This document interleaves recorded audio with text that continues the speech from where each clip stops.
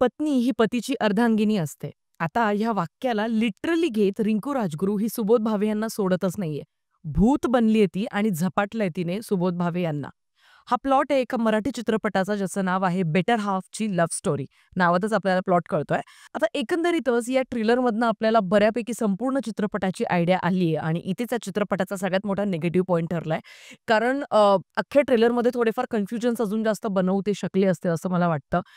कारण अख्खा प्लॉट हा सरळसोटपणे आपल्या सगळ्यांसमोर मांडलाय. आता नव्याने काही बाबा रे आणखीन काही गोष्टी जर का असतील चित्रपटात, तर ते आपल्या सगळ्यांचं भाग्यच असं म्हणून समजावं. पण आता मी सुरुवातीला जे काही तुम्हाला 3 ते 4 वाक्य त्या चित्रपटाचा प्लॉट मांडलाय, त्याच्यामध्ये तुम्ही एक ऑब्झर्व्ह केलं का, की मी रिंकू राजगुरू हिचा उल्लेख अरे तुरेने केला आणि सुबोध भावे यांचा उल्लेख अहो जाओ म्हणून केला.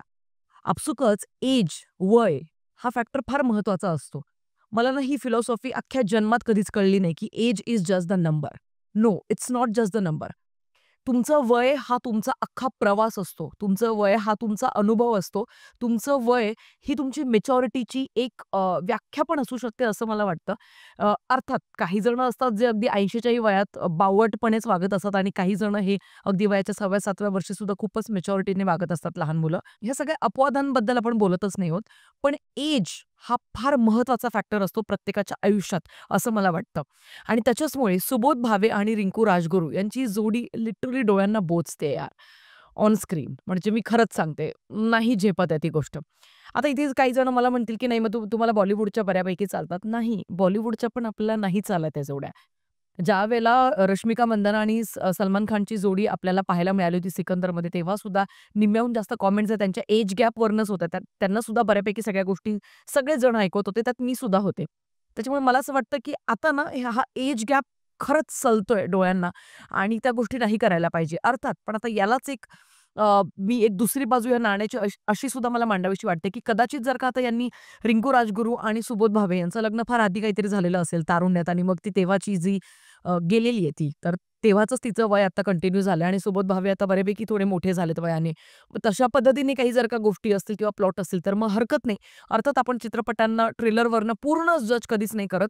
पण हॅव्हिंग सेड दॅट ट्रेलर हा चित्रपटाचा आत्मा असतो आणि त्यावरनं बऱ्यापैकी आपल्याला जे अंदाज असतात, ते बांधण्यामध्ये ट्रेलर नक्कीच मदत करत असतो. आता बघा, एकंदरीत काही जमेच्या बाजू सुद्धा आपल्याला नक्कीच दिसतायत चित्रपटाच्या, म्हणजे की प्रोडक्शन व्हॅल्यू बऱ्यापैकी चांगली दिसतीये. सिनेमॅटोग्राफी थोडीफार ठीक आपल्याला वाटतेय. त्याच्यानंतर एकंदरीत कलाकार जे आहेत, चांगली तगडी फौज आहे जी आपल्याला दिसतेय सध्या सिनेमामध्ये. म्हणजे सुबोध भावे आहे, रिंकू राजगुरू आहे, प्रार्थना बेहरे, त्याच्यानंतर अनिकेत विश्वासराव, हे सगळे आपल्या चित्रपटामध्ये दिसताय. या चित्रपटाचं दिग्दर्शन आणि लेखन केलंय संजय अमर यांनी. आणि एकंदरीत मी सांगू का, की एक प्रश्न मला राहून येतोय हा ट्रेलर पाहिल्यानंतर, की या पद्धतीचा कंटेंट किंवा या पद्धतीचा प्लॉट, या पद्धतीची कथा बघण्यासाठी मी थिएटरमध्येच गेलं पाहिजे असं काही गरजेचं नाही अकॉर्डिंग टू मी. कारण हा एक असा पद्धतीचा चित्रपट आहे पॉपकॉर्न टाइप, की आपण घरी ओ-टी-टीवरती पण म्हणजे बघू शकतो. अर्थात ॲज अ फिल्म क्रिटिक मी हा चित्रपट पाहायला जाणारच आहे थिएटरमध्ये. कदाचित चित्रपटामध्ये खूप अशा वेगवेगळे प्लॉट ट्विस्ट वगैरे असतील, की जे आपण इमॅजिनच नाही करू शकत.